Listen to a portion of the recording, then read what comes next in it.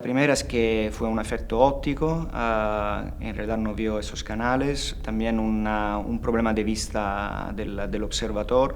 Hay que considerar que en aquella época no había fotografía, o sea que no se podían hacer fotografías de lo que se observaba, y entonces te tenías que fiar del astrónomo, del observador. También hay otras teorías que creo que son interesantes. Vio lo que quería ver, la idea de que hubiera vida inteligente en otro planeta. Y también una tendencia a reconocer en estas observaciones figuras familiares.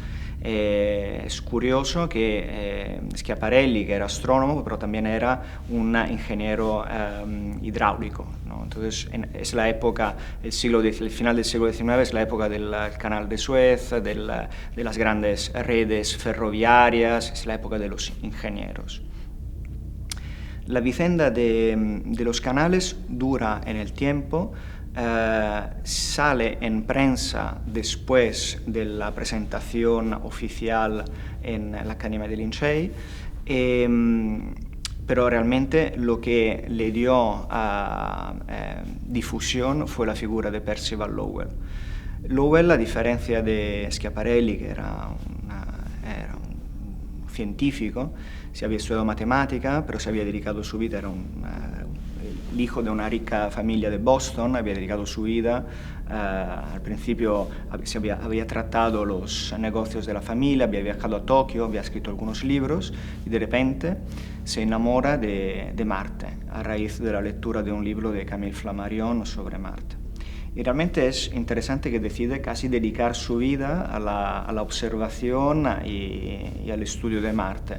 Y de hecho hace construir este observatorio en Arizona, en Flagstaff, sobre una colina que se llama Mars Hill, que todavía existe este observatorio, y empieza a hacer toda una serie de estudios sobre Marte que no sacan conclusiones más allá de lo que había ya observado Schiaparelli, pero a diferencia de Schiaparelli, que tiene una relación con la comunidad científica, la relación de Lowell es sobre todo con la prensa. Entonces, su teoría, su construcción de la teoría tiene una difusión tremenda en los medios de comunicación que además están muy interesados en el tema del descubrimiento de vida inteligente.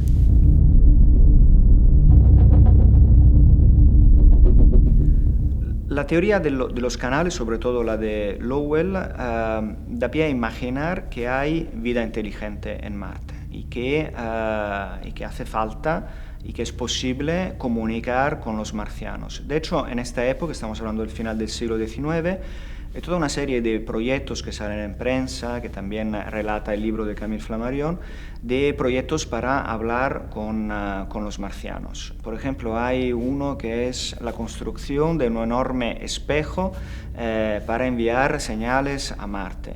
Otros que piensan de enviar señales luminosos. También hay un premio que se establece de una rica viuda, un premio de 100.000 francos que gestionaría la Academia de Ciencias de Francia, que pero excluye Marte porque también saben que es muy fácil, o sea, ya están convencidos que hay vida inteligente, que tarde o temprano hablarán con ellos. También hay intentos de hablar con los marcianos con señales de radio, ¿no? Es el proyecto de Nikola Tesla, y también hay noticias como la de algunos dicen que han visto, observando Marte con el telescopio, la palabra Dios escrita en hebreo ahí sobre las superficies. Todo esto, todos esos intentos de hablar también se trasladan en la literatura de la época. Y hay toda una serie de suposiciones sobre quién vive en este planeta, qué intenciones hay, cuál puede ser la relación con la especie humana. Yo creo que lo más interesante de la vicenda de Marte, y que es, creo, algo que hemos olvidado, es que durante un periodo Marte fue un elemento fundamental del pensamiento utópico, fue un subgénero de la utopía.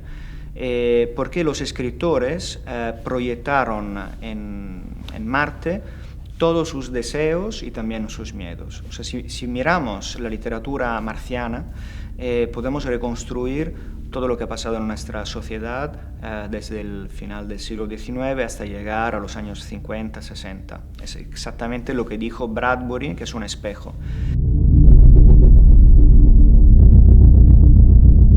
Marte es, a partir de la época victoriana, la representación de utopías y de distopías.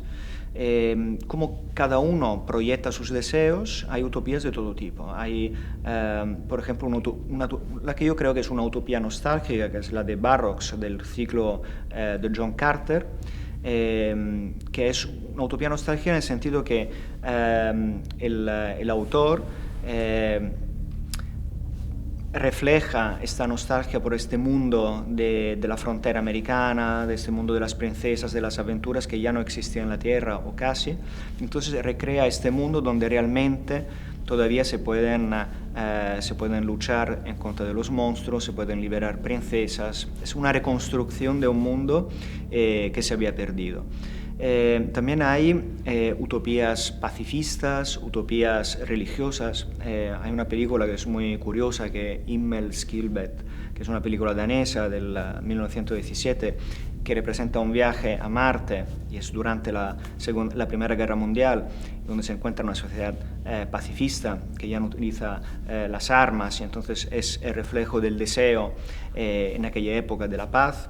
Pero también hay reflejo de la violencia, es una versión también distópica de Marte, con la invención de Herbert George Wells de la invasión del ejército extraterrestre en Marte, que como sabemos era un escamotage, una técnica que utilizaba Wells para denunciar la violencia del imperialismo ejercido por las potencias europeas, y también para hacer vivir al ciudadano medio inglés, que era el que leía estas novelas, que significaba que una civilización tecnológicamente más avanzada te atacara e intentara aniquilarte. Todo eso está relacionado también con este subgénero que es la de las guerras futuras, que tanto éxito tuvo en aquella época, en el que se acercaban las tensiones, aumentaban las tensiones internacionales y se acercaban las dos guerras mundiales.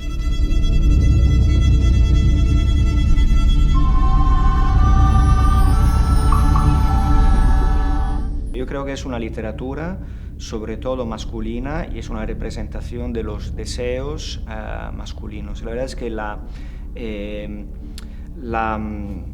el papel de las mujeres en estas novelas es muy parecido al que tenemos también en la literatura de la época y también en la ciencia ficción de la época.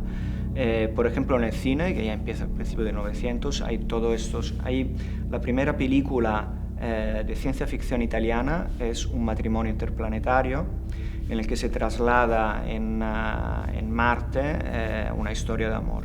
Es la historia de un astrónomo que se enamora de la hija de otro astrónomo marciano. Entonces viajan y se encuentran en la Luna para casarse. Pero no hay una línea diferente a lo que está pasando en la literatura, a lo que se cuenta en la literatura utópica de aquella época. Yo creo que en la ciencia ficción el papel fuerte de la mujer será mucho más tarde.